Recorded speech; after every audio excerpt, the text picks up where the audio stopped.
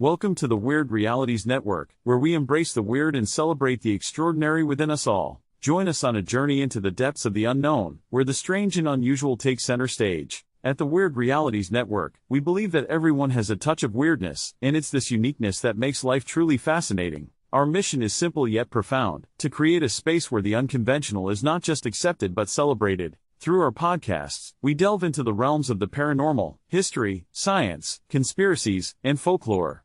But we're more than just a podcast.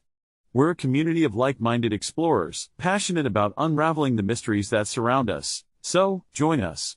Follow us on social media, subscribe to our podcast, and become a part of the Wyrd Realities Network. Together, let's embark on a journey beyond the ordinary, where every twist and turn reveals a new facet of the weird. Welcome to a community that celebrates the extraordinary in us all.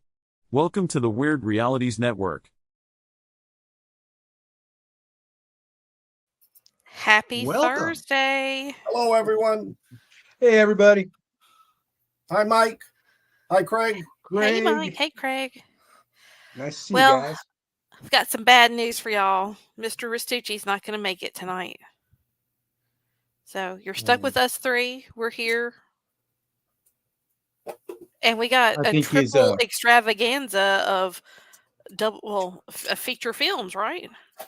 Yeah. I wouldn't say it was a triple extravaganza, but Well, I'm trying to get the folks excited, Scott. Come on. Yeah, this is quite the eclectic mix of movies tonight. Even though a couple of them are gunplays, and some of them have some of the same actors in some of them. And Kinda yet crazy. again, this was our month of Willem Dafoe. yes. Yeah, So it is true. Young Yep. Willem Dafoe. Yeah. Well, I guess Rich was picking up his mail order bride from Uzbekistan. Is that what he's doing? Uzbekistan. No, it's Uzbekistan. Yeah. Hey, Good. Tina. Hey, Hi, Tina. I set it up for her. She's been having problems getting on. Oh, good. Good. We missed her. So we got her. We got her on tonight. And Well, Craig we is got turgid. 7 That's folks. good. We got 7 folks watching, so that's always good. Nice. That's a nice way to start. Rich is 7 inflating her as we speak.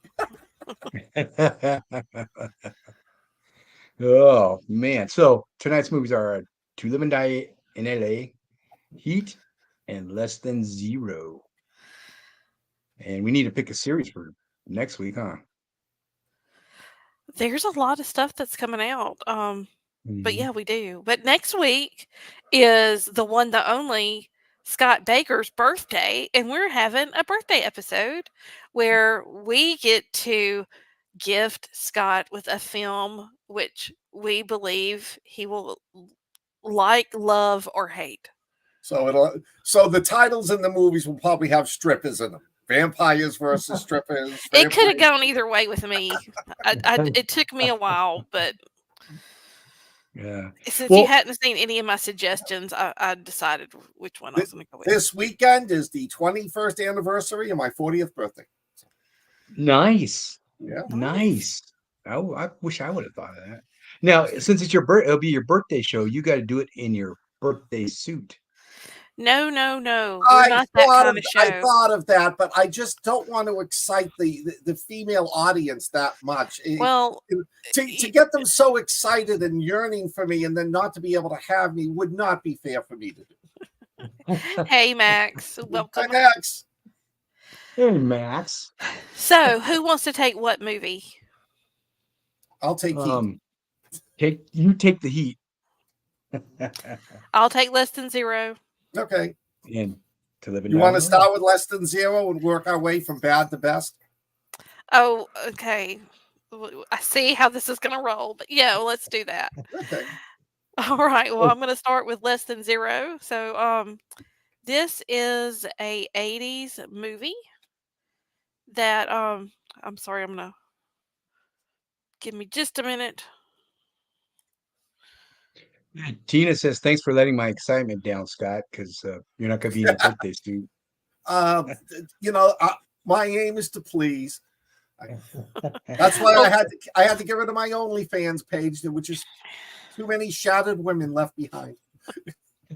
Well, Less Than Zero is a 1987 American drama directed by Marek Kanizvaska. Am I butchering that? And it is loosely based on the 1985 novel by Bret Easton Ellis, who you may recognize as the same person who penned American Psycho, which is one of my favorite films and a much better screen adaptation than I'm guessing Less Than Zero was. The film Less Than Zero stars a young Andrew McCarthy as Clay, a college freshman returning home for Christmas to spend time with his ex-girlfriend Blair, played by Jamie Gertz, who you might remember from what was a vampire movie with her in it? Lost Boys. Yeah, Lost Boys. Oh, And the Lost one and Boys. only Robert Downey Jr. as the friend Julian, both of who have become drug addicts in his absence. And this film is really a look at the culture of wealthy, decadent youth in Los Angeles. So, Less Than Zero received some mixed reviews. The author hated the film, but I think that he's kind of changed his mind as it's gone. Oh, and also this movie features the one, the only James Spader. And I said this to the guys earlier this week, and I'm going to say this to y'all, that Andrew McCarthy, to me, is, if you ever needed a poster child for white privilege, it's him. He came out of the womb looking like a 30-year-old banker. Yeah. In this, he's very, very baby faced and young in this movie. This was before Pretty in Pink, wasn't it? I think think so. it was. I think so. I think this might have been his first film that I saw him in. But Yeah, because Pretty in Pink was near the end of all these 80s movies. yeah, so it was, and it was him and James Spader in it too. no, this was 80. Pretty in Pink was 86. Was it? Oh, Yeah. Well, anyway, yet again, these young youth in Close their banker suits. I love this movie, and looking at it with fresh eyes, it's a lot darker than I think I recognized as the team that saw it. But so in the film, we have Clay coming home. He has been disillusioned by his love affair with the Jamie Gertz character because he found her in bed with Robert Downey Jr. when he came home, I think for Thanksgiving, and this takes place during Christmas, Yeah. which I think both of the other two movies take place at Christmas too. Am I wrong about that? yeah, I think you're right. Yes, I think you're right. So anyway, that's another strange thing about it.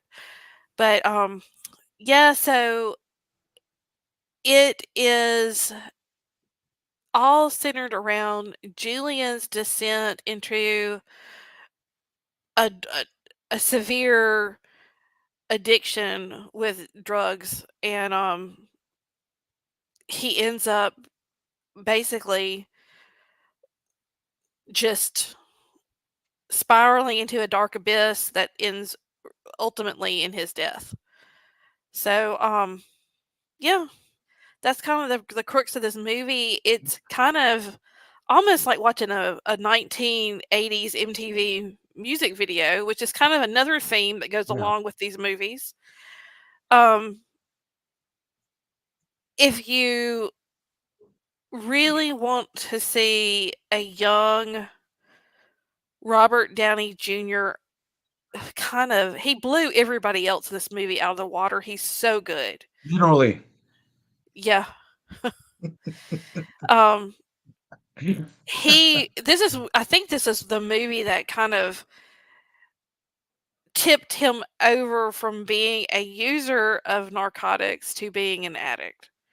I think that he got a little bit too far deep into this role, and it just kind of changed his life. But in the movie, Julian ends up owing this guy they went to high school with or something. It seemed like he's a couple of years older than them, played by James Spader, who has become I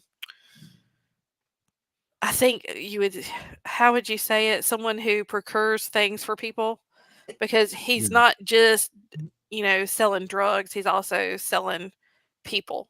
Yeah, he's like a drug lord. He's like a drug lord pimp. Yeah, he's more Pimp evil is not the than politically correct electronic. word to say that anymore, by the way. We say trafficker. He's a trafficker. He is a trafficker. A merchant in erotic human merchandise. Yes. A trafficker of the Well, meat stick. yes. So it was dark, guys. I mean, it really was dark, and watching, and I mean, the acting I thought was good. Even as young as they were, they really seemed to grasp that whole um watching your friends just near death experience.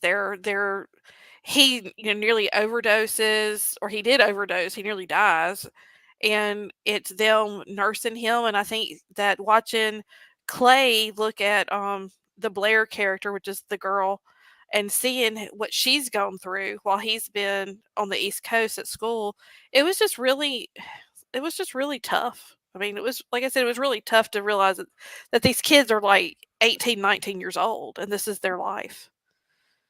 So yeah, they did have a lot of stuff given to them, but at the same time, I mean, you know, they and to be a jerk, I guess they blew it. They really did. Literally. Literally blew it. Thank Anyway, you. And I can stop with that now. so what did y'all think about it? This movie is 80s eye candy. I mean, talk about throwing everything 80s into a movie. This thing they threw into a blender, and it was just complete wall to wall. Everywhere you looked, 80s. I mean, Andrew McCarthy even had a poster of Husker Du, which became Nirvana. Not Nirvana, became uh what's his name? What's that group? Anyway. Someone out there knows who Husker Du was before they became big. Anyway, it just everything in this. I mean, to the scene of him and McCarthy and Jamie Gertz making out in the topless Corvette with the motorcycle in the middle of the road with the motorcycle gang, your riders going by them. Just everything was just visually just out there. I mean, they But it's really, a beautiful film, though. I mean, it is very yeah, it beautifully shot. is, and the acting's great. You got Ultron and Iron Man, facing off. Jamie Gertz. You even have the bad guy, or James Spader's sidekick, Michael Bowen. He played a bad guy in a lot of movies. Kill Bill, the Walking Tall remake. He made an 80s, 90s career out of playing bad guys. Is It's he just a the great. same guy that was in Boardwalk Empire as the brother? I think so. I think he We've was. seen him in a lot of stuff that He's always as a bad guy, just about. Always. I don't think I've seen him in a good. Well, I might have. He might have even been in Breaking Bad near the end of the season. As one of the I'm gonna have to look Aryan him up. Brotherhood guys. But this movie's it's not. I don't like this movie. It's an It's kind of uncomfortable vapid. movie. Yeah, and it's kind of a little bit of a vapid movie. You really don't care. You really don't care about Robert Downey Jr. A good acting. Well, And none of the but you characters don't. are likable. I mean, they're just Yeah, not. no, none of them are. And this is those four actors. This is they're when they were young and just starting. I think Jamie Gertz is a billionaire or a multimillionaire now with some business that she has. Spader. He's Robert. Was it Remington, whatever, in the Blacklist now, Yes. and he does all kinds of voiceovers and stuff. I bet he never thought he would lose all that hair. Yeah. And Andrew McCarthy produces and directs now a lot of stuff, and so they're all, and Downey Jr., of course, he's got Academy Award, making mega bucks from Marvel. Well, It's not a movie I recommend. It's just, I mean, if you want to see something visually, I mean, the soundtrack's awesome. It's got a great sound. yeah, I had this cassette back in the day. Yeah. Cassette. What is that? Yes, it was a cassette. It was what was after an 8-track. The younger people in the audience are like, what are they talking about? We have no younger people in the audience. Let's face That's it. true. They're I just want to say they're real all quick. 30 to 50. Um, I agree with what you're saying, but I think that the acting was great. Like I said, Yeah, none that of the was good. characters are likable. They're Mm-mm. I mean, again, poster for white privilege. I mean, all of them really were. Oh And yeah.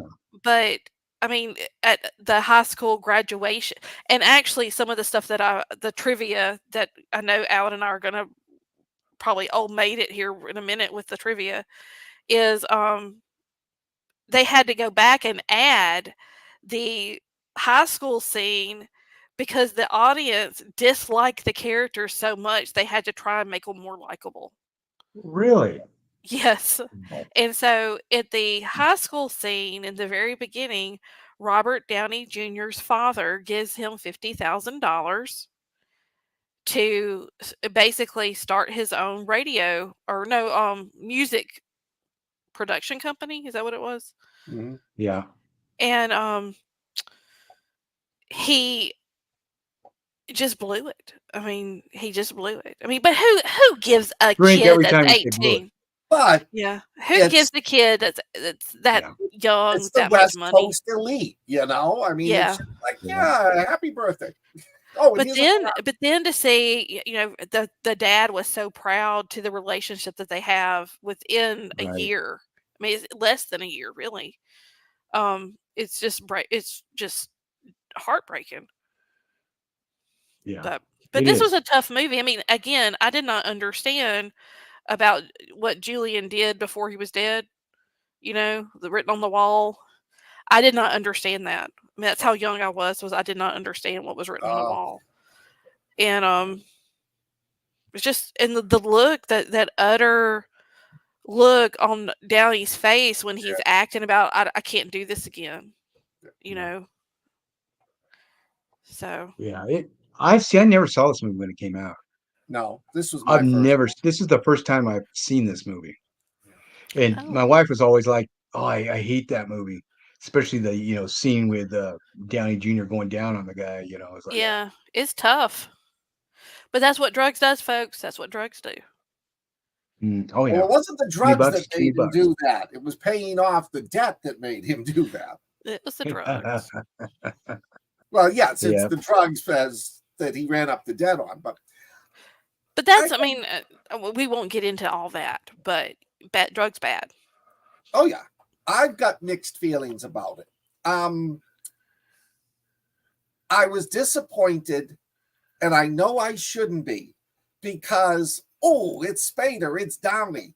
I'm expecting stellar performances. No, these are their first movies right. when they're getting started. Downey did a fantastic job, and you got to admit, Spader does in this movie what he does best. He plays an asshole, and he did a great job of it.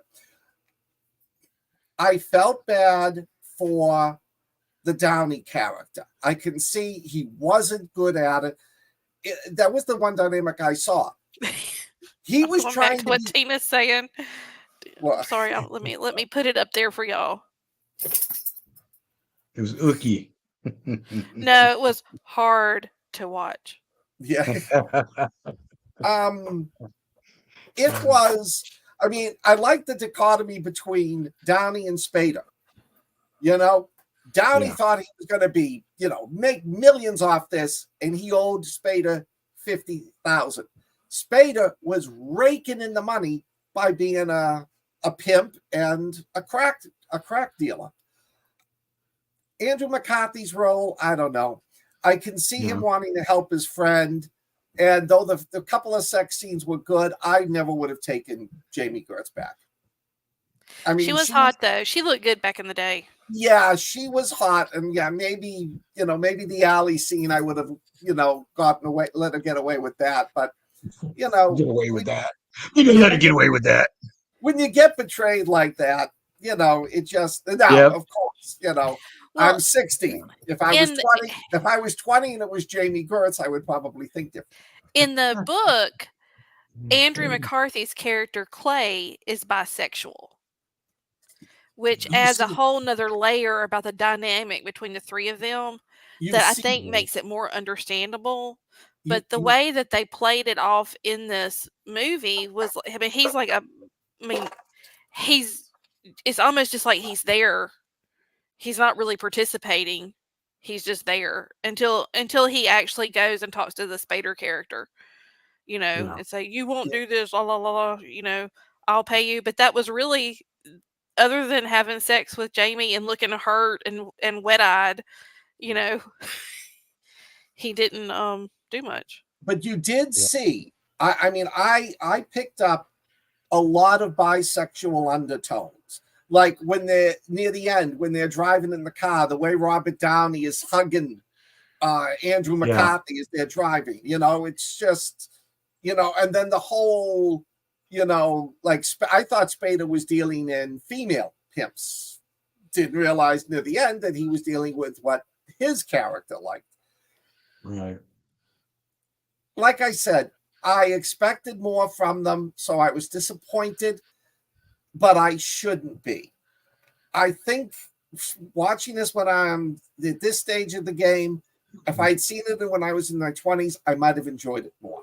I'm glad I watched it. I would say do watch it. You see Downey struggling with what he's going through. And like I said, Spade is a jerk. He plays it great, but I wouldn't recommend it more than once. Yeah, but if you're a Downey fan, you owe it to yourself to watch this, because this was really the movie that kind of launched his, I don't want to say launched his career, but it kind of did. It got him noticed a lot, because everybody else is flat, but his character is in color. I mean, it's just off the chain. Oh yeah. But that's the way he acts. He's he always, even in Oppenheimer, he was always like one step above everybody. His acting is just always one step above, and it's natural. It's a natural. It's not like, oh, he's acting, like Pacino in Heat, and we'll get into that. But his acting's just fluid. Sorry, you said Pacino in Heat. My mind went to bad things. Well, Pacino was like this in that movie. Drove me crazy, but I liked it. Anyway, there's no central characters, I guess, and central really thing going on in the novel. So this movie was like that. The movie just had no real, it was just kind of rudderless. I didn't realize that, because when I was watching it, I was thinking, what would be really good is to compare this movie to American Psycho. And I didn't realize at the time that the same person wrote both of them. And after that, I mean, they are really similar, but they're not. But the American Psycho, which, have y'all both seen American Psycho? I've seen most of it, not all of it. Parts of it, yeah. Well, it really, I think, was put to film in a manner in which it. What are you doing, Alan?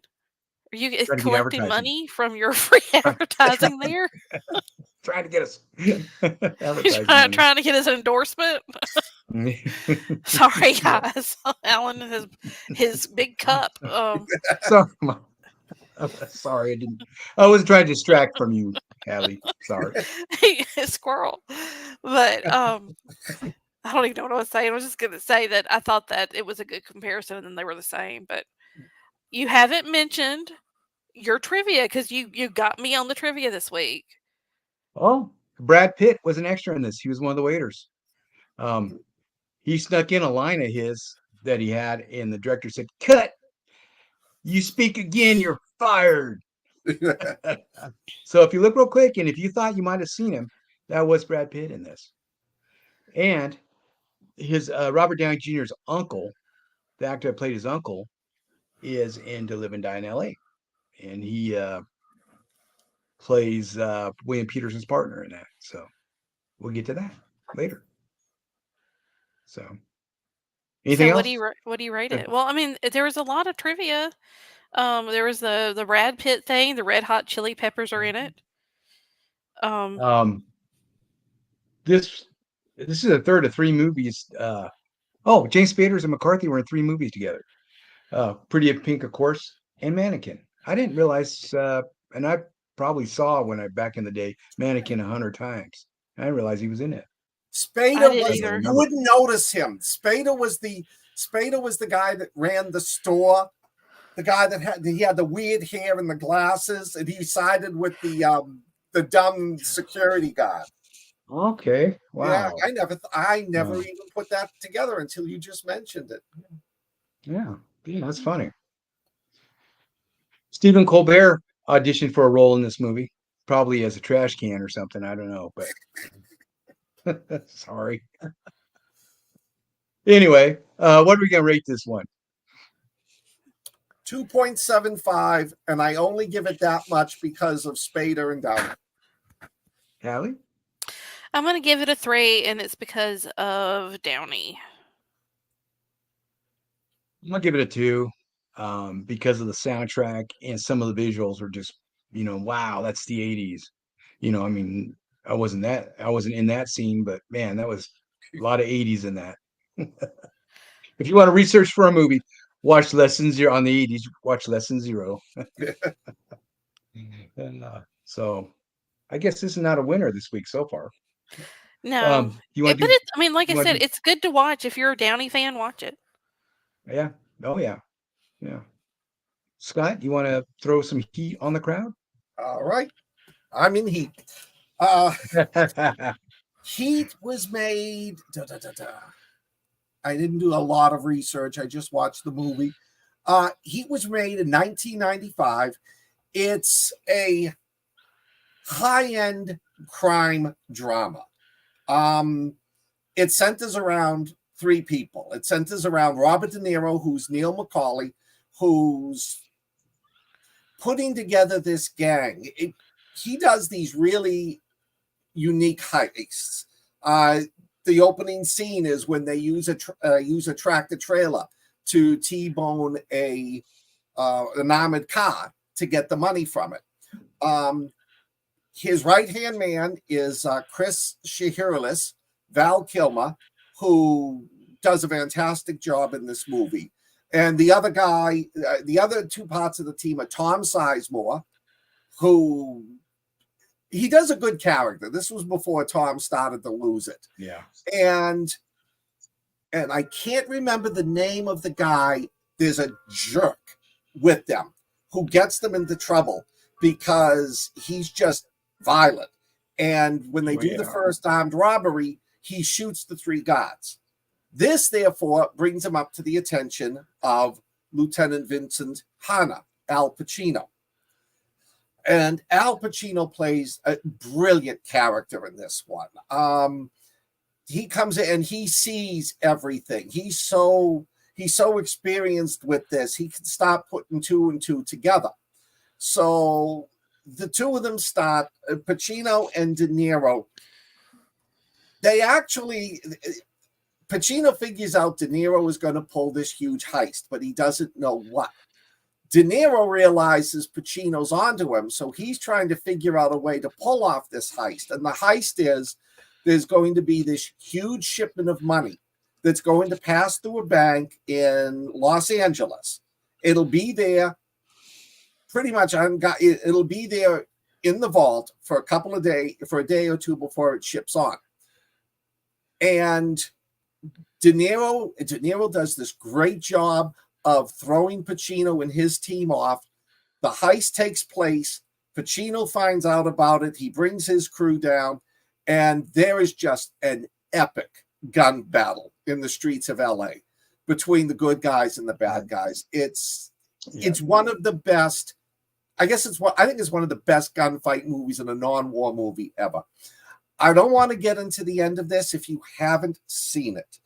It is a brilliant movie. One of Pacino's best.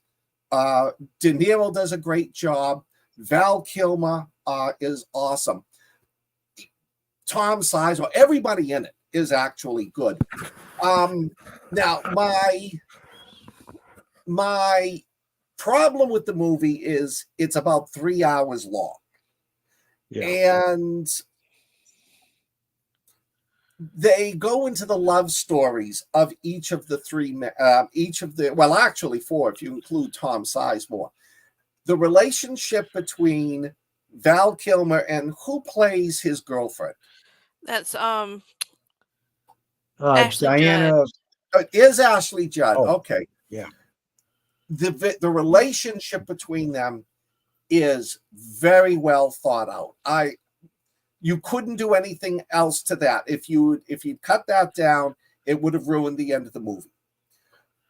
I understand why they spent time on Robert De Niro's relationship with the girl he met. It's pivotal to the end of the movie. I think they could have cut that back. And as for Pacino, there was no reason to spend so much time on his wife and his daughter. Mm. I mean, he's a cop. His wife left him because he's never home. Boom, bang, it's done.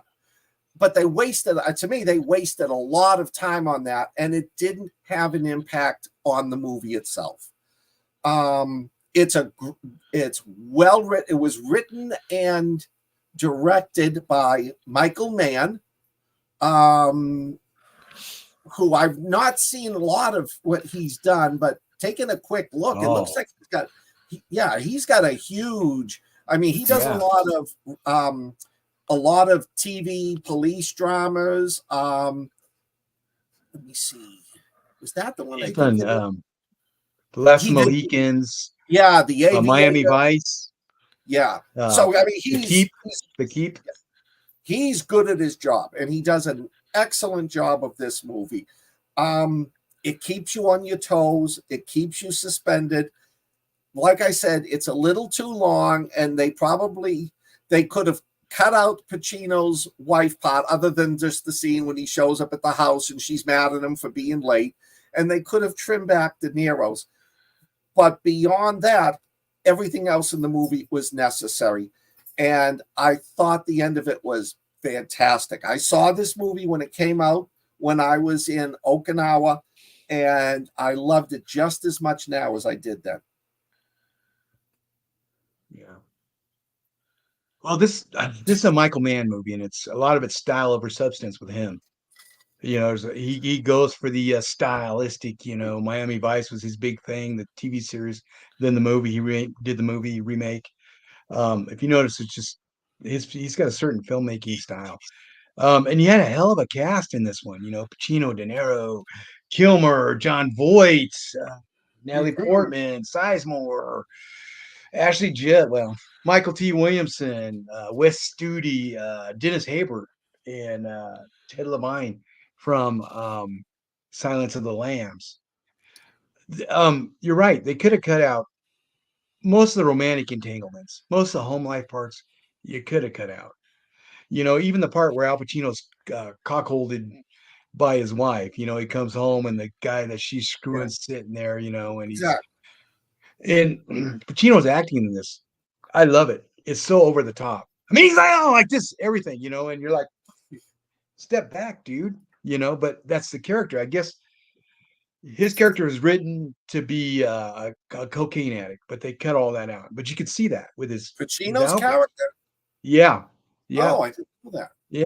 So you could see the outburst, you know, that he had, and he stayed with it. The violence in this is great. Yeah. There's that scene with Val Kilmer changing out magazines during the firefight at the Marine recruit, basic training. Basically, they show that scene, I guess. It's a good movie. The dialogue's great. Yes. The guy you were thinking of, their partner that kills the armored car drivers is Kevin Gage, and he plays a lot of bad guys. And his character was Wayne Grow in this, and he got arrested and spent 2 or 3 years in prison. And the guards and the other inmates would call him Wayne Grow instead of his name because he made such an impact. The plot of this it's pretty easy to follow. You know, De Niro, you know, he's at the height of his game at that time. Same with Pacino. You know, they're still kind of young. You know, still got a little bit of vitality and or vitality. And sorry, sore throat. It works to see them together. That's the first movie that they did scenes together. You know, they've been in movie, you know, Godfather, but they weren't in scenes together, of course. I enjoyed this movie. I fast forward through a lot of the relationship parts because I'd seen it before. But all the actors, even Hank Azaria, that plays the guy that's screwing Ashley Judd. Yeah. You know, the Simpsons voice guy. Yeah. You know, his part was great. This is a good movie. Just skip the romantic parts, skip the Padme parts, and I think you'll really enjoy it because it does get long. I watched this like in 3 parts. Go ahead, Scott. I'm sorry. Skip the romantic parts with Pacino. The romantic parts, because it's his relationships with the women that have telling effects on what happens to Sizemore, Pacino, and Val Kilmer. And that's what I liked about it. Each one made a decision at one point in the movie that impacts what happens to them. Yeah. I'll take this back. Ashley Judge did a crappy job of acting. Her acting was bad in that. I think it was her first movie, though. Oh, Was it? But she Okay. was. I think she was. I'm pretty sure she was unknown in this. The first movie that I can remember her being in was A Time to Kill. Yeah. And this also had William Fichtner in it, who's a great. Yeah. And Henry Rollins. And he played us. Henry Rollins. Yeah, it was beautifully done, beautifully cinematographed. Script was great, acting was great. It's the first movie I do remember seeing Danny Trejo in too. Oh, yeah. That's right. Yeah, me too. Me too. I mean, they're also young in this. It's great to see this Val Kilmer. He's kind of going out of his Mad Mardigan phase. Where he's Top Gun's no longer him anymore. Yeah. Crap, there was something I was gonna say and I lost it. Crap. Yeah, it's a solid movie. It's just long, like you said. Yeah. It's just a long movie. The guy who played Bubba Gump's in it too. Yeah, Michael T. Williamson. Yeah. Yeah. Oh, yeah. There's a lot. If you were an actor in Hollywood and you were not in this movie, I don't know what movie you were in because it was an all-star cast for sure. I don't think I liked this movie as much as y'all did. It was way too long. I'm not going to agree or disagree about the romance part, but I will say that the Al Pacino part was also instrumental because at the end of the day, he's on his 3rd wife, and he basically leaves his daughter having tried to commit suicide to go catch a bad guy. So it is very telling about where his priorities are. Yeah. But it is if you want to see 2 actors at the top of their acting career, Pacino and De Niro sitting at the table talking was a beautiful thing. It's a beautiful movie moment. And it's 2 of the top probably actors that have ever been on film. Just sitting there, and I want to say I read that was taken in like 12 takes. Oh wow.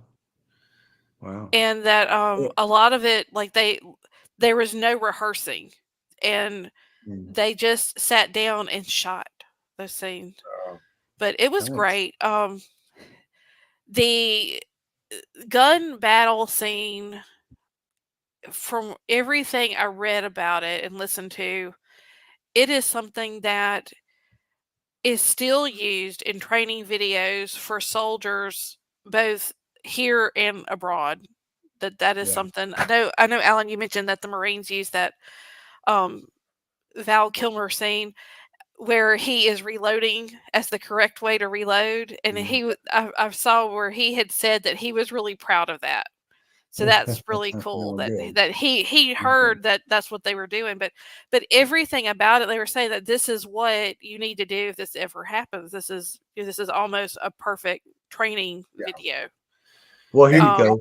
And that's what I liked about it, because the way not Pacino, the way De Niro and them just fell back, one covering while the other one went and took the next. It was military style. It was just perfect. And to Max's question about, is this the only movie other than The Godfather that they were in? They were in Righteous Kill and The Irishman. This is the first no. one. There's This is the first there's one a they were number. actually. Really? Yes, Oh, there's a number of them because I watched them with the director. And this is years later. They were talking about Mhm. how there's a debate that every movie they've ever been in together, one of them ends up killing the other. And it made me And think this that is there the was a first. lot more than 3. Well, this is the first one they interacted. They're on Yeah. screen Yeah. together. This was Yeah. the first one. Then after that, of course, it's funny because the gunfight scene. You have a naval aviator who's now showing Marines how to handle a gunfight. I'm reaching, I'm reaching, but the Iceman taught the Marines something. Anyway, Ash okay, I thought loved that was funny. the gun scene in this movie. He said it was realistic, but he prefers a John Wick movie. Well, Oh, who doesn't? I mean, come on. an Irishman was hot garbage. So one of the things that I read was that Mel Gibson and gosh, was Harrison Ford were first approached to play the Pacino and De Niro parts. Wow, it'd have been a whole different movie. No, it couldn't. It No, couldn't be the same. It wouldn't. It wouldn't. It would not have been as serious. Um, but yeah, incredible movie. It did kind of lose me. I'm not going to say. Y'all know I've got commitment issues, so this 3 hours was a bit too long for me. I blinked and I was kind of confused as to what was going on. But I did enjoy it. The gun battle scene, and Val Kilmer, and um the scene at the end with him and the wife was I really liked that. I liked yes, how all that played out. that was one of my favorite endings of the various characters. Yeah, Yeah. Yeah. Oh yeah. Oh yeah. and she did don't that say down. anything, but it's Oh. great. Yeah. Well, I'm sorry if no one has seen this movie. It is 30 years old. You need to see it. Wow, 30 years old. Holy. So what do you two rate this? Hadley, ladies first. I'm going to give it a 3.5. Mainly because it was way too long. It was just way too long. That's what she said. No, she never says that. 4.8 only because they could have cut out so many of the romance scenes. Yeah. Craig, the drive-in scene, movie scene was great too. We forgot that shootout. That was good. That was really good. Well, that I'll give it a whole 3 point. sorry, that whole thing That's with the way Pacino does Pacino when he realizes that they're being watched. I love it. I Yeah. just love to watch him. He's a master. He is. I'll give it a 3.2 just because of the length and the romantic scenes drove me. Well, not Yeah. so much romantic, but the relationship scenes drove me crazy. It just kind of complicated the film. Yeah. Yeah, and with De Niro and Amy Brennerman, that was just meh. All right. So I guess we're getting close. So To Live and Die in LA. Yeah, it's your turn. All right. Now, I love this movie. 1985, directed by William Friedkin, who did The French Connection, The Exorcist, a whole bunch of other good movies, and you would think this would be just an awesome movie. I love this one, but it is a product of its time. This is based on a book series by a retired treasury agent, Gerald Petovich, I believe his name is. And it follows William Peterson. He's a treasury agent, and he is trying to catch William Defoe, who is a master counterfeiter. Him and his partner have been tracking him for a while. They haven't been able to catch him, and then his partner goes off and on his own, which is very stupid. And the way they do it is stupid, and he gets killed. So now William Peterson from CSI wants revenge. So he enlists. He gets a new partner, John Pankow from Mad About You, and he reluctantly joins Peterson on his hunt for Defoe. And basically, the movie is just Peterson trying to catch Defoe. Defoe one step ahead of him. There's a lot of actors in it. John Turturro. This is the first movie I saw him in, and he just stole the movie out from under Peterson. And the chase scene in the airport, the foot chase scene is awesome.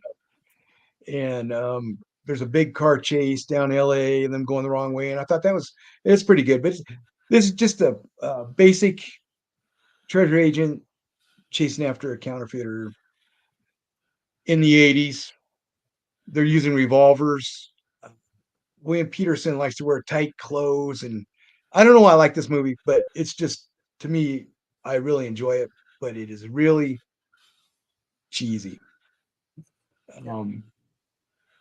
What say you two? Let's all don't speak at once. All right. I'll let the ladies go first. I'll be honest, Alan. I blinked and I didn't know what the fuck was going on in this movie. I was like, I thought that was supposed to be the good guy, and then I was like, well, he's not so good. And he's pretty immoral. It just kind of there was no luster for me for this movie. I love Wilhelm. I've been saying his name wrong. Willem, however you say his name. Anyway, I love him, and seeing him in these early roles has been a lot of fun for me. He's a dynamic actor, but this movie, it could have been the synthesizer. I'm not sure, but it just kind of felt. I love the soundtrack. I love the soundtrack. It's just Wang Chung did it was not for me. I used to write to this soundtrack a lot. But what did you write? I want to know. That's when he was writing. Dead Island's written on listening to that soundtrack. Are you serious? Yeah. I'm gonna have to go back and reread Dead Island now and hear it with the synthesizer playing behind. Dead Island has that great 1980s feel. It was like Predator versus Night of the Living Dead. I loved it. Thank you. William Peterson, he plays this, he's a thrill seeker. He's very immoral. He uses I can't remember her name. I think it's Deborah Deborah Furness, or who is it? Darlene Flugel. Stripper. Yeah, stripper. He uses her, poor gal. I mean, she's not a very good person, but he uses her like a piece of garbage, to get the info. But then she gets the upper hand on him by giving him the false information on this money drop, because they need some money to buy into Willem Dafoe's counterfeiting ring. And so they end up ripping off cops that they don't know they're cops and taking their money, and a cop gets killed, or FBI agent gets killed, leading to that big chase down the LA freeway. So they're in hot water for getting this cop killed too. So, I mean, they're just on their toes this whole movie, trying to get William Dafoe, but breaking the law, as they go along with it. And so, if you haven't seen this movie, it's worth a look, I think. But, I'm biased. Not biased. Scott, you look like you... I agree with Hadley. I got lost so much during the first part of this movie. And you didn't like it either, I know. The chase scene was just so bloody absurd. They're like going through fences. They're bouncing over. They jump the barrier and go down, and they went through the exact same part of the LA River that was in Terminator 2. And they're bouncing around the door, and nothing, no cracked windshield, no hubcap falls off. I mean, I thought like I was watching some really bad Fast and Furious movie. But I will say, what saved this movie was the last 15 minutes. Oh, yeah. I expected what was going to happen to William Dafoe. He was the bad guy. I did not expect anything else that was coming in that. And I don't want to give anything away, but that betrayal at the end was phenomenal. I mean, the ending, if the rest of the movie was as good as the last 15 minutes, it probably would have got a 5. But no, you're right. I mean, the ending to me was like, I was like, holy crap. Exactly. How are we going to come back from that? Yeah. And now trivia on this. his partner at the beginning that gets killed in the dumpster was the uncle in Less Than Zero that won't lend Robert Downey Jr. money. So there we got a tie-in there. And, you know, There was a tie-in with all these movies, which is weird because that wasn't the original plan. It was just the LA thing. Yeah. Well, But sorry. go ahead, Scott. I was gonna say the thing that got me was like, well, I've only got 3 days left. I'm gonna go on this undercover mission. Oh, gee, like we didn't think you were gonna die. Well, that was dumb. My take was in the first 5 minutes when the whole thing happened with the terrorist on the roof was, why didn't you just effing shoot him? He didn't have his hand on the trigger. Hello. Well, that goes against the character he played. You know, the character he played, you would have shot him right away. You know, and that was funny. There was Reagan, so it tells you how old this movie is. They're doing presidential protection coverage on Reagan. I felt old. Well, it just didn't make it. It started off with me in disbelief, and I just didn't have buy-in for it. The book is a whole lot better. The book is it would have to be. Yeah, Sorry, Alan. It would have to be better.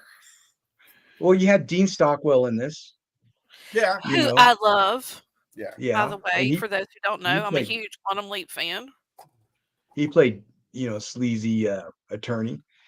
And then you had Robert Downey Jr.'s dad played the treasury agent's boss.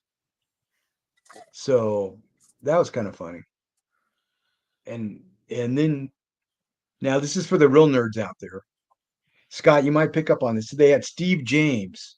He's the black guy that was John Turturro killed in prison. Yeah.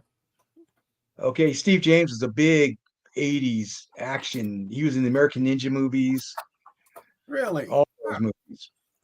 Well, I'm going to say this. When they're running across the prison yard and the size of those froze made me think of O.J. Simpson in the Naked Gun movies. Oh. Yeah. It's I don't know. There's something about this movie that maybe it's sentimental, nostalgia, but I liked it when it came out. It made more sense when it first came out. Well, it had that 80s feel to it too.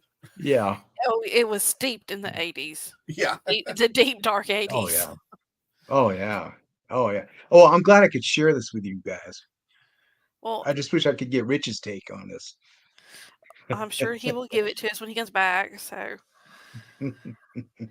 next week is so what would we rate this movie? Did we rate it already? No. Go ahead, you two. 2. I'll give it a 2.5. Got 2. 2. Oh, I'm sorry. I thought you said a chew. I'm gonna give it I'm gonna give it a 3.5. I did a lot of writing to the soundtrack, so maybe most of that's for the soundtrack. No, I'll give it the 2.5, and that's mainly for just what the F is going on. Well, I think William Peterson redeemed himself in Manhunter, so I don't know. Anyway, I mean, the last 15 minutes in Defoe saved the movie. Peterson just seems like he would be such a little shit. Yeah. He just seems like somebody you just probably not gonna really like for long.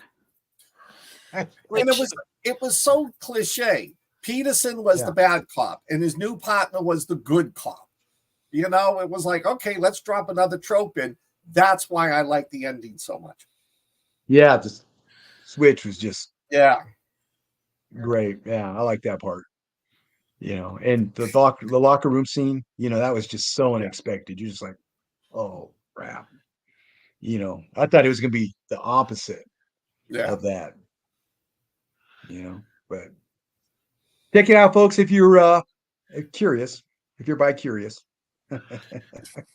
Much like in Less Than Zero.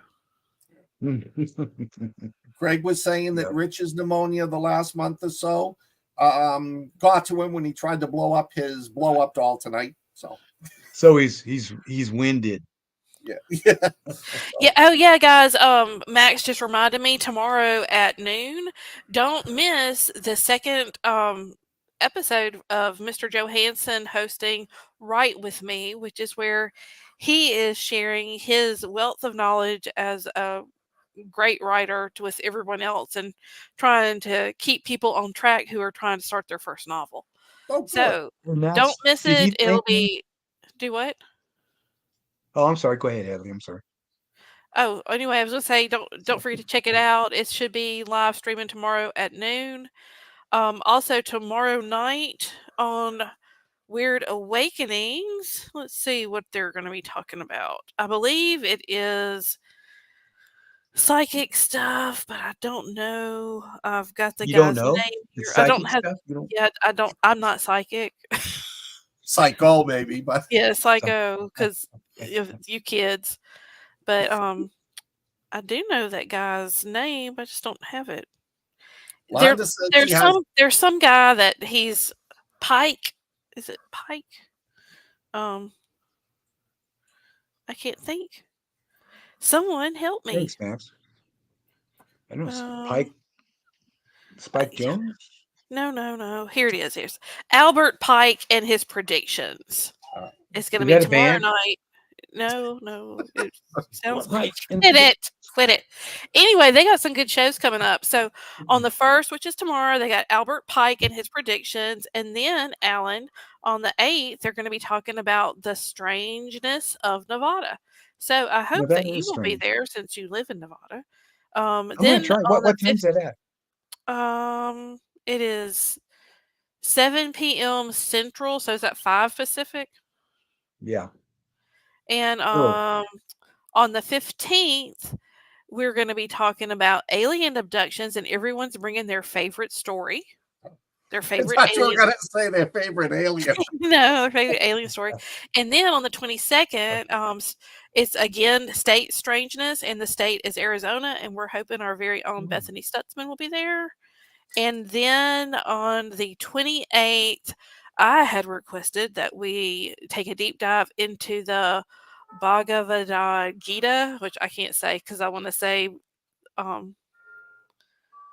was Amagata Davida? That's what I want to call it. But it's the Hindu holy books that are supposed to be full of a lot of stuff about aliens.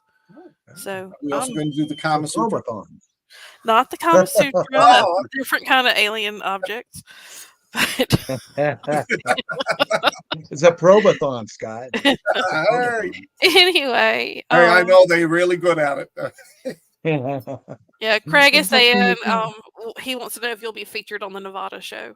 But yeah, so y'all always tune in on every Friday and some Saturdays, because Saturdays and if y'all are even interested in doing this, a lot of what they're doing on Saturdays now is going out to like haunted places and cemeteries and obscure places and kind of walking around and videoing it and then coming back and reviewing the footage as a group, and we just all talk about what we see.